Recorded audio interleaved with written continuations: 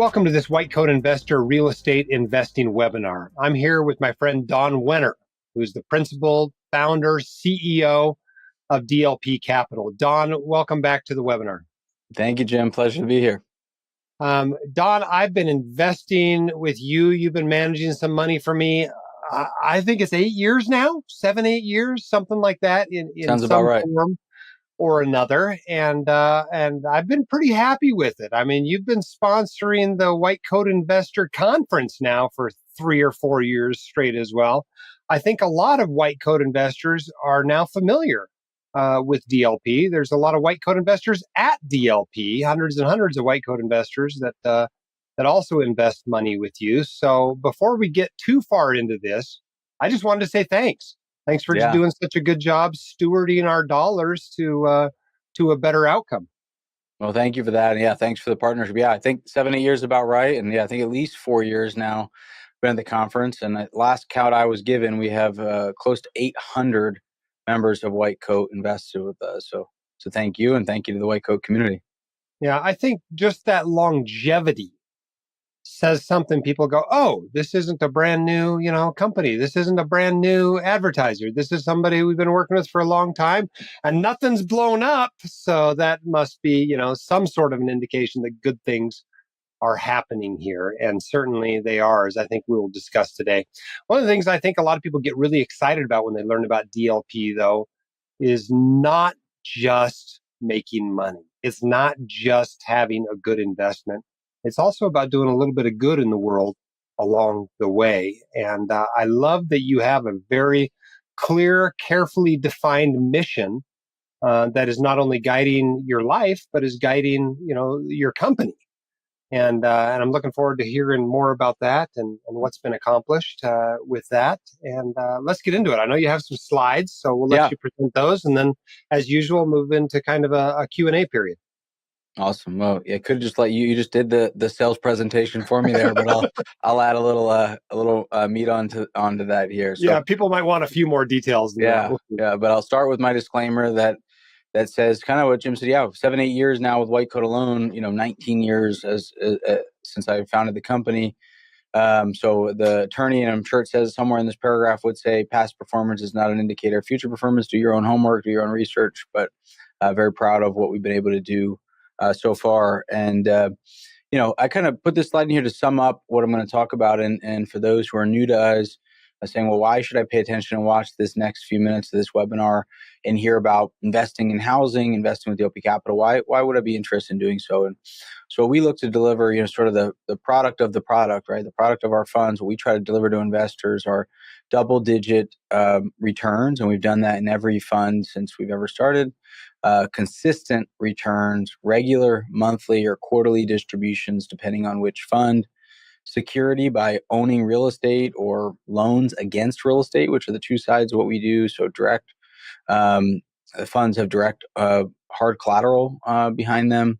Tax efficiency, which we'll talk about. Each fund's a little different. These investments are truly passive. So even if you invest in real estate, in a partnership, as an example, you may have to submit your financials to lenders or sign documents or be involved in some level of the work. These are complete passive. Once you sign in, you have no obligation, no day-to-day work. We have a big focus, as Jim said, around family and providing education, support, and resources, such as the event we did at the start of the White Coat event just a few weeks ago.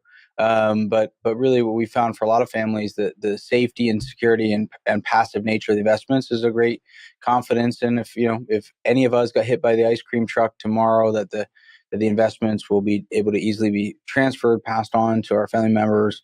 And then finally, impact. And every one of us, no matter if you realize it or not, maybe some don't realize it, are dealing with the crisis of housing affordability. It affects every market in this country, big and small, and either you've probably dealt with it directly, maybe through your time in college or residency, or family members struggling with the cost of living today all across the country. And that's what we do. We provide housing that's affordable for working families, but that's really the start of our job, which I'll explain what I mean by that in a moment. So that's to sum up what I'm going to talk about, why it's relevant to you as a potential investor in our funds. So very quick about myself, founded the company 19 years ago today at DLP Capital. We have $5.25 billion of assets under management. We've invested over $11 billion into what we've been called to do, which is to transform lives through the building of thriving communities. So in simple terms, in housing that's affordable for working families. We've done over $6 billion of our investments as a lender. And that's one side of our investment fund options. And then over $5 billion directly as a developer, builder, operator of housing communities. And I'll explain both of those. As you'll see in kind of the center of the screen, we've been one of the fastest growing companies in America for now 13 years in a row. And we've grown by about 50% a year for 19 years in a row. And a big part to that is this operating system we've developed that I wrote a couple books on. And we help not only run in our companies, but help lots of the borrowers and sponsors we deploy our money with put the discipline and rigor in place within their organizations, which is a big part of the consistency of our returns we've generated. And then for me, most importantly on this slide is my family there. My wife, Carla, I'm married coming up on 15 years, and our three boys, Donnie, Alex, and Jacob. This is our headquarters. This is where I'm talking to you from right now here in St. Augustine, Florida. Last year here at DLP Capital, we did $566 million of revenue. We have over 3,500 investors invested with us. As I mentioned, around 800 are part of the White Coat community, so a big part of our community. 500 plus team members that work here at DLP Capital, and we get to serve about 100,000 residents that live in the properties we're invested in right now. Our purpose, as I mentioned, is to transform lives through the building of thriving communities. The longer version is Dream, Live, Prosper. We transform lives through the building of thriving communities, and DLP stands for Dream, Live, Prosper. And our big, hairy, audacious goal is to positively impact 10 million lives through the building of 5,000 communities. And we think that'll put us as one of the 100 largest private companies in America. All right, enough about us. Let me tell you a little bit about the funds and the investment opportunities available to you. So these are our 4 funds that are open right here today. The DLP Lending Fund and the Preferred Credit Fund. Those are 2 funds that lend money. And then our DLP Housing Fund and Building Community Fund, those are 2 funds that own real estate. They've all generated, as you can see, double-digit returns with regular distributions and liquidity. We have investors in all states across the country, which is pretty cool. I think it was a good almost 2 years that we were stuck on 49 states. We now have investors in all 50 states, 3,500 families, about half of which are invested in multiple of those funds that I just highlighted. And every year, somewhere around 2/3 of our capital we raise comes from existing investors adding more money with us. And then a big part of the other capital raise, the other third, a big part of that is referrals from our existing investors, which we are very, very grateful for. At DLP Capital, we're a term often used, vertically integrated. So we do property management, we do development, we do construction, all in-house. We have all those resources and all those expertise in-house. We're not always the developer or the builder or the operator, as we are often the lender. But that expertise is what gives us strength, no matter if we're investing as lender, partner, or directly as the sponsor or developer. Our investment thesis here, I'm not going to spend a ton of time on this, but just I'll cover a few of the highlights. This is our thesis, our approach, no matter which fund, no matter how we're investing as lender, partner, or directly as sponsor. We're investing in housing that's affordable for working families. And the way we define that in most cases is that our rent is less than 30% of the area median income. And the experts say that's the threshold of affordability, meaning if you start spending more than 30% of your gross income on rent, you're having to sacrifice the basics of healthcare, food, education, just to afford housing. So we focus on staying, we actually mandated to keep at least 85% of our investments under 30%. We're well over 95%.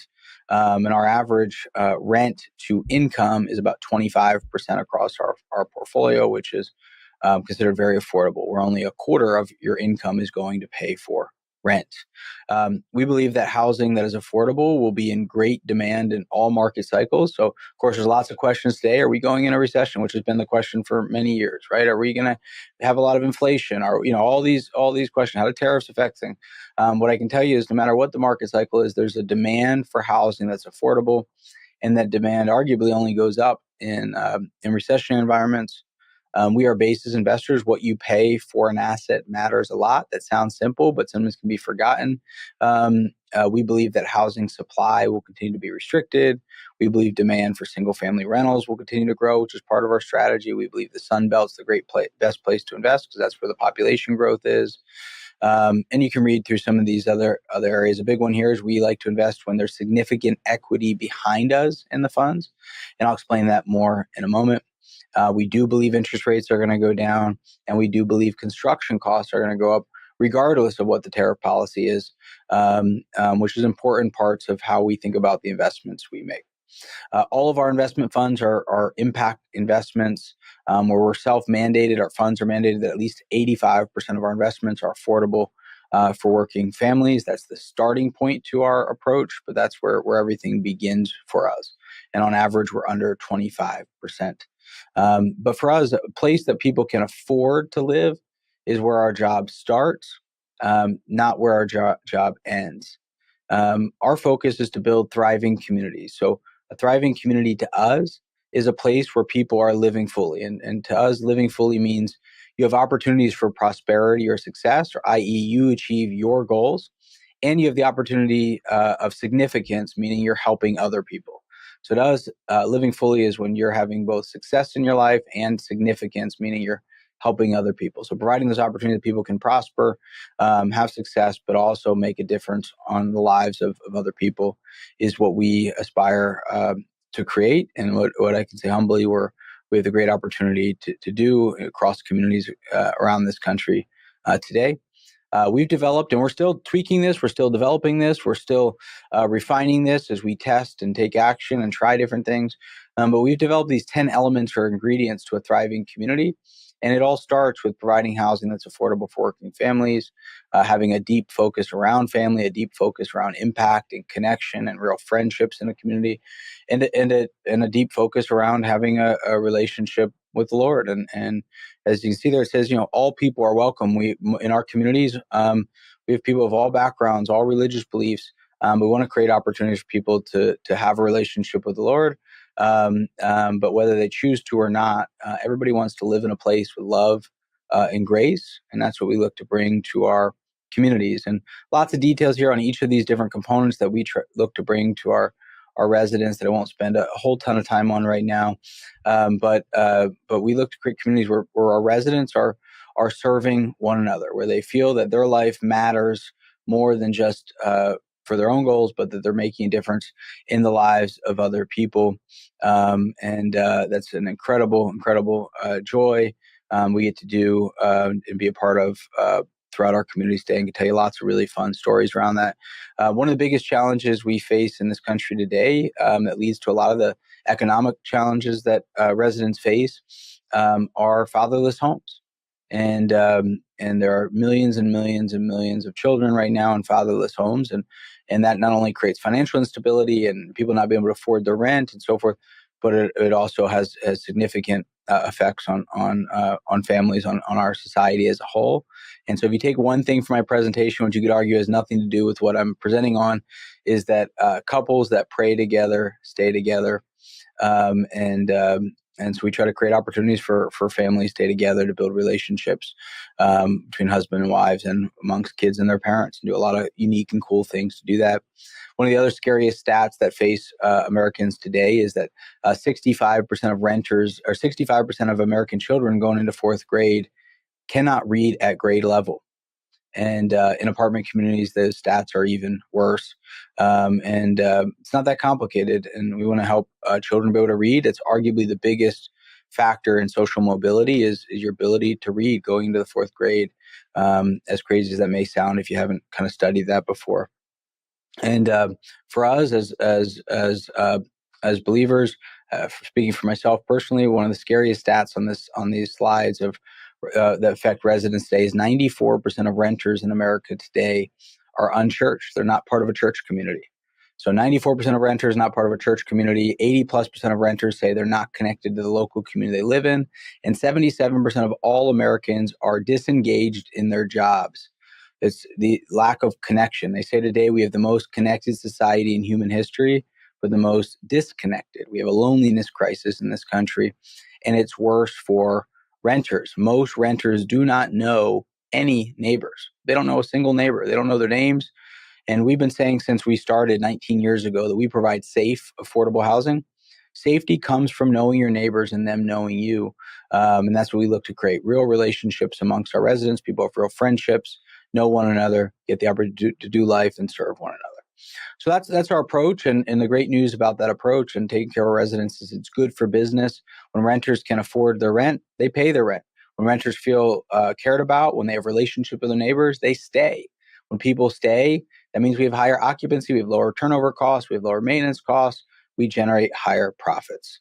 And that's our approach. And we're blessed as an investment strategy to deal with some of these factors that I'm about to talk about. But as an American, some of these stats are scary in the facts of how unaffordable housing is today. Home ownership is more out of reach today than ever before. This slide shows that the average income you need to earn in America to afford the average home is $120,000 a year, but the actual average income is $80,000 a year. Big gap. Most people, simply put, cannot afford to own. We have a $1,100 gap between how much the average mortgage payment is in America versus the average rent. You can see this chart here. This shows over the year the difference between rent and mortgage payment. And in 2010-11, it was actually cheaper to own than to rent. But you can see how these numbers have soared over the last few years with the rising interest rates and rising home prices. And when people talk about housing inaffordability, people often ask why. Why has housing become so unaffordable? And the simple fact is we don't have enough housing. And we've had this crisis in much of the last couple hundred years of our history. And that challenge is only getting worse as construction is slowing across the country, less homes going into construction, less homes being permitted, less land being approved and entitled, which means that we're going to have a greater and greater shortage of housing, especially in places like here in Florida, in Texas, and the places that are having a lot of population growth. So less new homes coming to the market. In addition, many people who own homes today don't want to sell them because they have 3 or 4% mortgages, don't want to sell and lose that mortgage and take out a 6 or 7% rate mortgage. So a lot less existing homes coming to the market. All of these factors are creating more demand on rentership. Across the nation today, we have 94.8% occupancy and rising. I expect over the next year, we'll hit all-time high occupancies across rental housing in America today as construction continues to slow, especially again in places where people are moving. And we're going to also continue to see rising construction costs. Even if you put aside all the tariff conversations today, construction costs are rising. They will continue to rise, which means rents will continue to go up in conjunction as well. And so nationally, the experts say we're going to see 2.2 to 2.6% rent growth this year. At DLP, we're expecting 3.6% rent growth across our portfolio this year and just under 10% revenue growth this year. So market is very, very strong. The fundamentals of rental housing are very, very strong, which again is good for us as investors, a challenge for the average family, and hence why what we do, providing housing that's affordable for working families, is in great, great demand. So we do that across 4 funds. One that does senior secured first position lending, think the type of lending that banks do, but only to developers, builders, operators of housing communities. We have a fund that does mezzanine or subordinate loans, often sitting behind a bank. And then we have 2 funds that invest equity. All of these funds are evergreen, meaning these funds will be open. We expect for the next 5 years, 10 years, maybe even the next 20, 30 years. But you have flexibility on when you want to leave the fund, when you want liquidity, which puts us in a better position to maximize the value of our investments while still giving you flexibility. We've been managing private funds now for 13 years. We've run 10 funds. We've generated double-digit returns in every fund. We've never missed a fixed return, never missed a preferred return, never had anybody earn under double-digit yields across any of our funds. Here's the historical performance across the 4 funds that are open today. And I'll quickly cover each of those funds and then open it up to you, Jim, for questions. DLP Lending Fund is our fund that does senior secured lending. We've been running this fund for 10 plus years. 13% returns net to investors, 8% preferred return. In all of our funds, one of the very unique things that we do is that preferred return gets paid to you before we even earn a management fee. If you looked at 100 different private investments, you probably wouldn't find another that's set up that way, that pays the preferred return to you first. Then we earn our management fee, and then it's an 80-20 split, 80 to you, 20 to us. And we've generated double-digit returns distributed every month for 130 months in a row in this fund. We've done over 4,000 loans in this fund over the past 10 years. We've never written off $1 of interest or principal on a single loan to date, lending to successful full-time operators, mainly in multifamily, single-family housing, mainly in the Southeast, in the Sun Belt regions. So 100% income distributed monthly, actually 2 distributions a month, which is quite unique. Liquidity, all first position mortgages, 1099 tax reporting, and you can redeem out in 90-day notice with no lockout period, no waiting a year or two. And all of these loans are providing housing to working families that are affordable. Also have a 20% lower tax bracket than you have in your ordinary tax or taxable investments. And in this fund, you can invest via, in all of our funds, qualified and non-qualified funds. You can invest through Schwab, Fidelity, et cetera, as well as self-directed IRA custodians. Here's an example of a loan we did pretty recently on a $24 million loan to build on 1,000 lots to build the first few phases of finishing these lots to sell to home builders. This was a loan of $24 million at, I think it was 13.49% interest rate on lots that were already sold to home builders the time we did the loan. This was a loan we did to buy. These are old pictures of the site. This is what it looked like when we did our loan. It was a rundown movie theater and a couple of buildings to the left and right. Sponsor came to us looking to build this 204 units. This was the groundbreaking after he had removed all the existing buildings and was about to start building the new apartment building. This was the ribbon cutting ceremony a few months ago when they completed construction. This is what the inside of the property looks like today. These are what the apartments look like. This is the pool. So those are the types of loans we do every day in the lending fund. Then we have the preferred credit fund, which does everything I just talked about, but has a 1% higher preferred return, 1% higher target return, doing subordinate loans to a first position mortgage. I could easily argue, if we had the time to do so, that this is even lower risk profile than our lending fund. Give you an idea, we've never even had a delinquency in this fund in our history. One day we will, I'm sure. But I'll keep saying that for as long as I can. Same 90-day liquidity, all the distributions paid out monthly, 9% preferred return to you before we earn anything. And here's an example of a project we did in this fund recently. These gentlemen actually buy hotels and they convert them to affordable apartments. So this was a loan for $5.5 million across 3 hotels in the Dallas and Houston markets. To convert these into affordable apartments. We got paid an 11% current return paid on a monthly basis, plus an 8% accrued return. So our total return of 19% on this loan. All right, then we have the DLP Housing Fund, which owns existing housing communities. We have a 17.4% net return to investors over the last now 5 years of this fund since we launched it. 6% preferred return gets paid the first of every month. 10 to 12% target annually. Annual liquidity. All of the profits we've distributed so far, 17.4% annual returns, have been sheltered from tax while you've been invested with us for all of our investors. So very, very, very tax efficient. And we own over 13,000 existing housing units that are affordable for working families today, on average about $1,300 a month rents. And then I'll cover here due to time quickly. Building community fund. This is our fund that invests equity in building brand new housing communities. 8% preferred return paid quarterly, 11 to 13% annual returns. And we're investing equity in building brand new housing communities in this fund. Has some tax efficiencies of unlimited qualified business income deduction. You're taxed at 20% lower tax bracket. Has the potential to have some depreciation benefit. Not as tax efficient as the housing fund I just talked about. We're building brand new housing communities in this fund. We've generated a 12.02% net return in this fund since we launched it. Here's an example of a project in right about 30 minutes from where I'm sitting right now. This will be building 194 single-story cottages. First homes are just starting to be built, I believe, this month. And there'll be 194 units. Here's one in Fort Worth, Texas.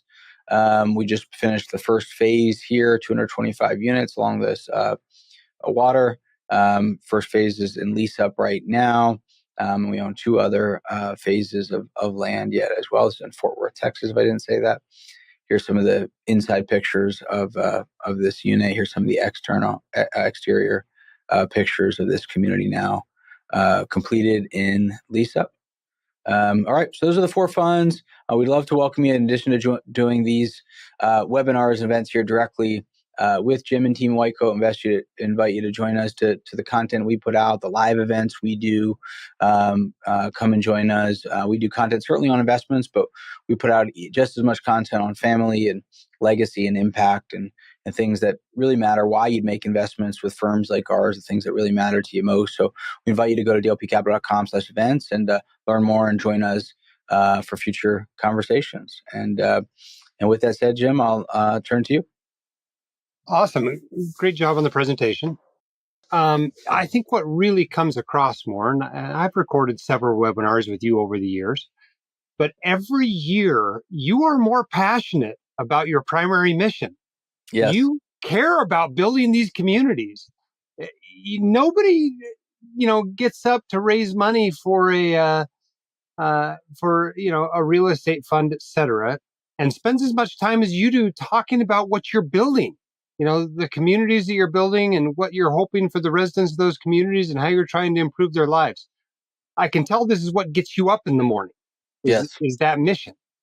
Do you see any downsides to being so mission focused on that? Or do you think that's all extra icing on the cake for the investors? You mentioned that treating the residents well is good for business. Can you talk a little bit more about that?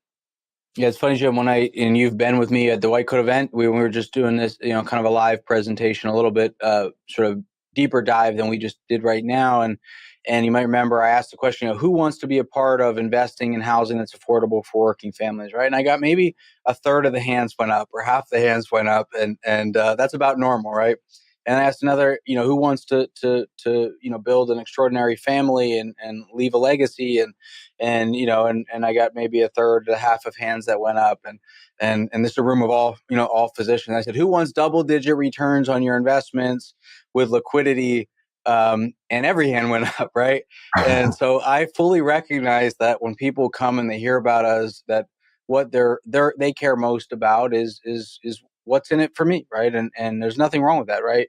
To do the hard work of creating wealth and wanting to be great stewards of those resources, that's what we have to do, and that's what we're responsible to do is to make sure you're making sound investments, protecting your resources, generating the kind of returns that the risk adjusted returns you're looking for, so that you can support your own family and people you care about, but also maybe the ministries and organization churches that call on your heart. And so we fully respect that and appreciate that, and that's why we have to be great at what we do. We generating double-digit returns in all market environments, and in this high interest rate environment we just went through, and markets environments like COVID, et cetera.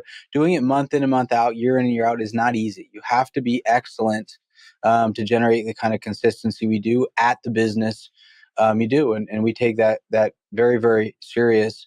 But the great news is that focusing on caring for our residents, simply put, loving our residents, building deep relationships within our communities is good for business.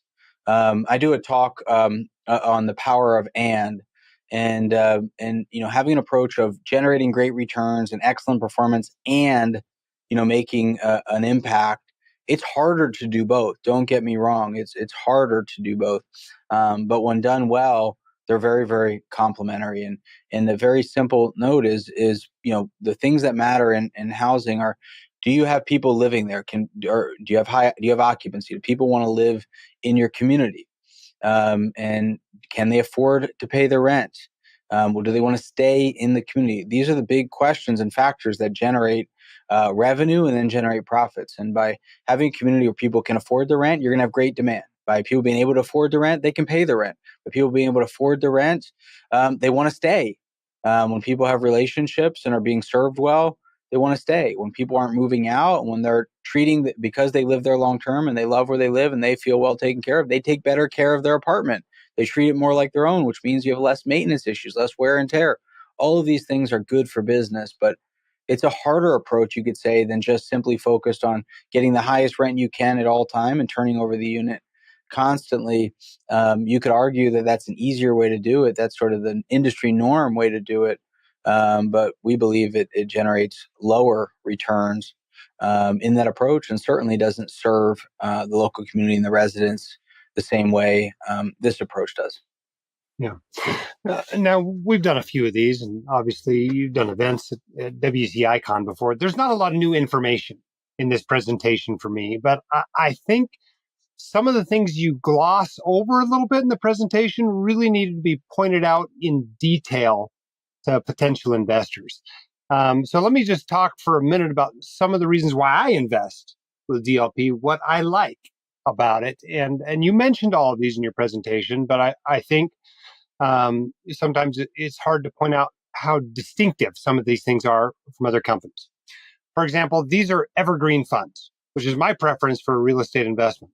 I don't want to have to sell an investment. I don't want to have to pay capital gains taxes or depreciation recapture until I actually want to spend that money. And the beautiful thing about having an evergreen fund is I can put money in there 8 years ago, and it's not like you felt like the fund had to have a 3-year life and you had to sell everything off after 3 years of value add work and send me all this depreciation recapture and long-term capital gains. That's all staying in the fund, and I don't have to pay for that. So I like that. But if I want out, I've got liquidity. The two investments I have are the lending fund with 90-day liquidity and the housing fund with annual liquidity. So right. I'm not tied in for 8 or 10 years or 20 years or 25 years or anything like that. I get the benefits of a long-term approach, but I have liquidity if I want to get out. No, it's not daily liquidity. It's not the Vanguard REIT index fund that I can sell every minute of every day the market's open, but it's a reasonable amount of liquidity for those who need the money. It's tax efficient. I just got my K1 a few weeks ago for DLP, and for the housing fund, again, like in past years, all of the real estate income coming to me on that K1 is not taxable. Yeah, there's a little bit of interest income that comes, but basically the taxable income coming off those distributions from DLP, I don't have to pay tax on because it's covered by depreciation, and I appreciate that. Aside from that, and this doesn't matter as much to me as I think it does to a lot of investors, because I'm already filing for an extension on my taxes. I'm putting them in October, but I'm not doing it because of my investment in DLP. The DLP K1 comes in early to mid-March every year, like clockwork. So I think a lot of people appreciate that. But what I particularly appreciate, and the other fund is, the lending fund's obviously not a particularly tax efficient fund, but the ability to put it in a retirement account makes it that way. And DLP makes it really easy to put that into a retirement account. So we actually own the lending fund inside our 401k. But what I really appreciate about it is the stability. These are boring investments. Yes, we're doing some cool things with them over the long term, but it's not exciting. It's not something I need to check in with every week. It's not something that I have to worry about there being dramatic changes every year. We're doing the same thing every year. We're providing housing to people. We're building apartment complexes. We're renting out apartment complexes. We're lending money to established operators. It's a stable, boring investment, which is just the way I like my investments, right? I don't want them to having to update me on anything because that usually means something bad is going on. And so I appreciate the stability. If I look back at the returns over the time I've owned the lending fund, I think they're all within 1% a year of each other. Yes. And it's an incredibly stable return, not tax efficient, right? It's all ordinary income and all the income's paid out every year. Well, it's 20% lower than ordinary income. Yeah, it's 20% lower. That's true. It does get the 199A deduction. but it's the stability that's impressive. I mean, I think people really need to look a little bit more carefully at debt real estate as an asset class for an addition to their portfolio.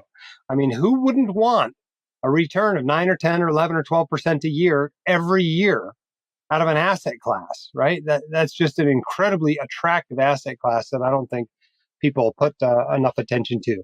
But one of the things that I think is particularly unique, and you mentioned this, Don, is that you don't take your fees until we get our preferred return as the limited Right. as the limited partners in the investment. And I mean, I've looked at a lot of different companies over the years. I haven't seen another one yet that does that. So I think those are some of the reasons that we invest and continue to invest with DLP. But let's talk for a few minutes about some questions people may have. Let's talk about the liquidity. You mentioned for the lending fund, it's 90 days. For the housing fund, it's annual. What is it for the other two funds? Yep. So the lending fund and the preferred credit fund is both 90 days, and that's no lockout. So very often you'll get a fund that says, hey, you can't redeem the first year, the first 2 years. We have no lockout period. It's not like you have to wait to the first of a quarter. It's whatever day you submit your redemption. We have a 90-day target redemption. Nobody has ever waited 90 days. So, past performance doesn't guarantee future. We do have appropriate structures if there was a situation of lack of liquidity, but never had it. We've been doing this a long time. So we've always provided under 90-day liquidity. And then on the two ownership funds, the housing fund, the building community fund, both have the same redemptions. Annual redemption, we have a redemption window, which is end of February to end of April every year, where we take any redemptions. And then the documents say that we will make best efforts to redeem out within 120 days. Most years, including I know the last couple of years, we've redeemed within 30 days of the end of that window. I know last year was the third week of May. So we're just closing out those redemption, that window over the next couple of weeks right now, and have every expectation we'll honor those redemptions pretty quickly from the end of that window. Yeah. Now, let's talk about the two newer funds, the Preferred Credit Fund and the Building Communities Fund. These were introduced, 2 or 3 years ago, I 2021, yep. believe? Yeah. Late 2021. Yeah, let's talk about how those have grown compared to kind of, I don't know that flagship is the right way to refer to the housing fund or the lending fund, but some of the older, more established funds. What kind of growth have you seen in those? Are they getting to be similarly sized, or how do they look? Yeah, so right now, our lending fund is a little over $1 billion today in assets, and the housing fund is in total assets, it's over $2 billion. But both have similar amounts of equity in them from investors like you and I. And then the two newer funds, which are both a little over 3 years old now, are pretty similar. They're both, don't hold me this exactly, but they're both around 150 million of equity. They both roughly doubled last year. And then this year, we're expecting the lending fund to have the largest amount of growth, followed very closely behind the other three funds, all around the same. So we're expecting each fund to grow by over $100 million in an increased amount of equity under management this year. So at this point, it's pretty close to sort of even across the funds. They're all pretty comparable, like you said, in terms of returns and liquidity and evergreen structure. Each with slightly different tax efficiency or return schedule or so forth, but close enough together that people can pick and choose between them based on their individual situations, whether it's retirement accounts or whatnot, whether they need all the income monthly or not, and all are doing about the same in terms of pace of growth right now. Now, investing is less about seeking returns than it is about controlling risk.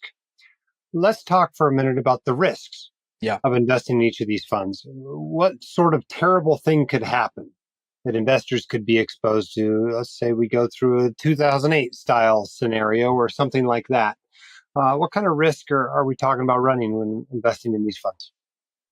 Yeah, it's a good question. I'll just take a quick step back and then I'll answer it maybe more directly. But what I think about it is there's lots of volatility, right? It seems like over the last since COVID, you could say, we're facing an unprecedented kind of type of volatility we've never experienced before every week, right?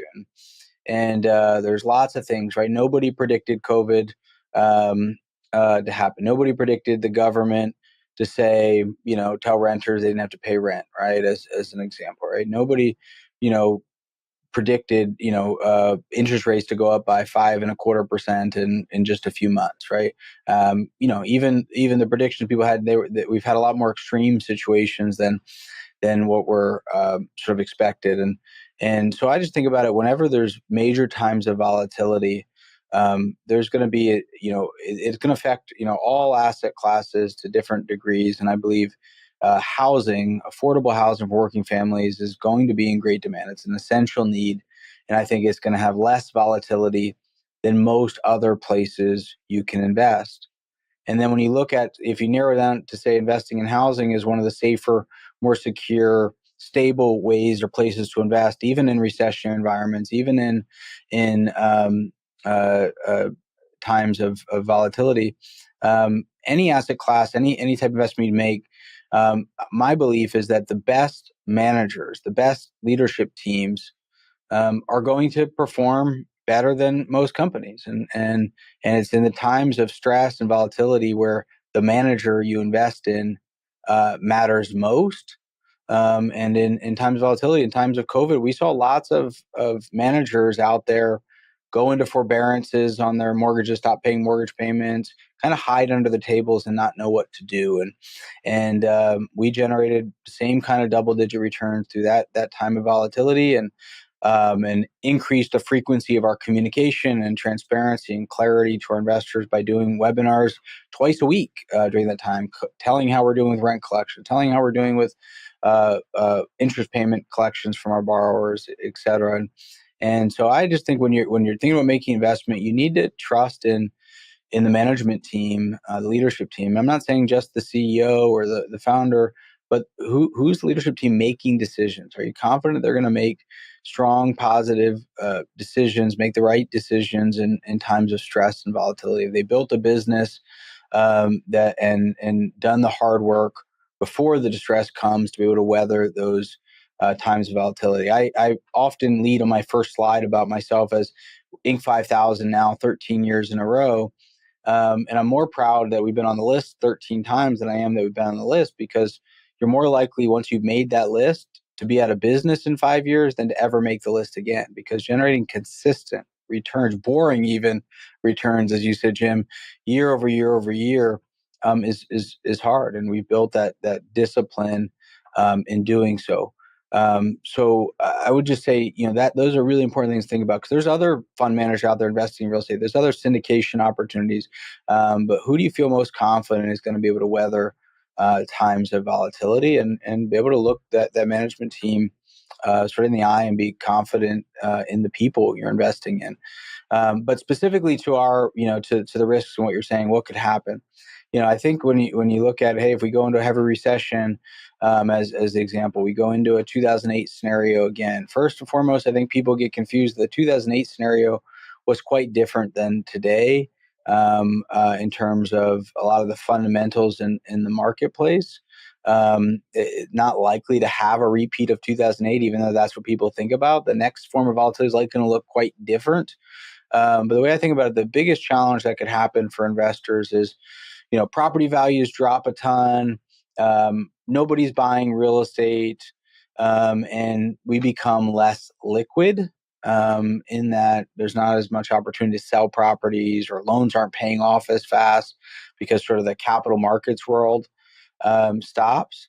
But fundamentally, what we're invested in is income producing housing.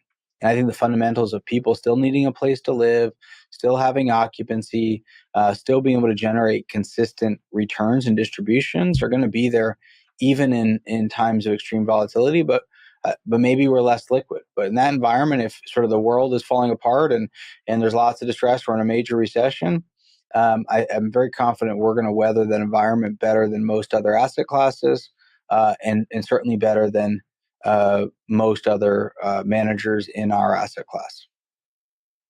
Now, there's a lot of investors out there that have stuck with, for lack of a better term, traditional investments, liquid, publicly traded investments, stocks, bonds, perhaps some publicly traded REITs. Make the case, if you will, for putting some portion of their money into a private investment, such as with a DLP Capital Fund. Yeah, I mean, I'll start with comparing it to maybe the public alternatives to us, right? Public REITs and such, and because that's the most sort of comparable, you could say, in the public markets to what we do. So when you're investing in the public markets, your value of your investment is as much tied to market confidence as it is to the underlying value of the assets, right? So there's a ton more volatility that can be good in certain times, that can be bad in other times, to the value of your investment, less than the value of the fundamental performance of the assets, but as much to kind of market. So example, in public REITs, they trade at a discount to what the value of the real estate is at times, and they sell at a premium to the value of the real estate. We don't, right? We're worth the value of the underlying investments. But I think the more important thing to think about is the big giant, organizations, the big public organizations, and the Blackstones and such of the world. Plain and simple, they're not as integrated in the ground doing the day-to-day execution as organizations like ours.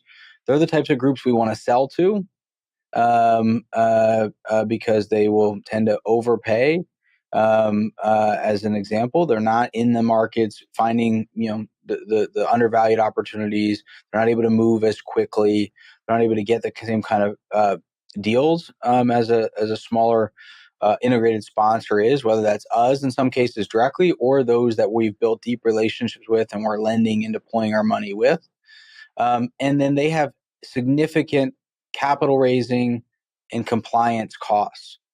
So we've looked over the years, as an example, a couple of times over the years, at, hey, should we go, have a public fund? Should we go to the broker dealer markets and pay for people to raise capital? And every time we've come back with no, because there's no way we could generate the kind of returns we generate if we were paying out 4, 5, 6, 7% commissions, which we don't pay any commissions. We've never paid out dollar commissions, no commissions ever paid out of our fund return. If we had the heavy compliance costs of a public entity and reporting requirements and regulatory costs, we don't deal with any of that. So plain and simple, we're able to run a lot leaner, a lot less cost, not paying for capital raise, which fundamentally all those costs have to come from somewhere, and they come from the investor, in my opinion. So I think there's lots of data to show that private non-traded investment funds outperform the public market, specifically in real estate. But also if you look at even private equity versus public equities. But what you're trading is liquidity, right? Is to your point, we don't have same day liquidity. We have the kind of closest thing to that in the private side of 90-day or annual liquidity. But you likely don't need all of your assets to be liquid tomorrow, right? Some of your assets you probably do, and those should be in a same day liquid investment. But my guess is a large percentage or a decent percentage of your assets don't need same day or same week liquidity, and that's when you trade some liquidity for higher potential returns and less volatility than what the public markets provide. All right. Thank you very much. Well, I think our time is short, so let's wrap this up. For those looking for more information about investing with DLP, you can go to whitecoatinvestor.com/DLP. You can learn about their 4 funds and how they might have a place in your portfolio and your long-term investing plan. And Don, thank you so much for your time today. Thank you, Jim. Thanks, everybody, for listening. The hosts of The White Coat Investor are not licensed accountants, attorneys, or financial advisors. This podcast is for your entertainment and information only. It should not be considered professional or personalized financial advice. You should consult the appropriate professional for specific advice relating to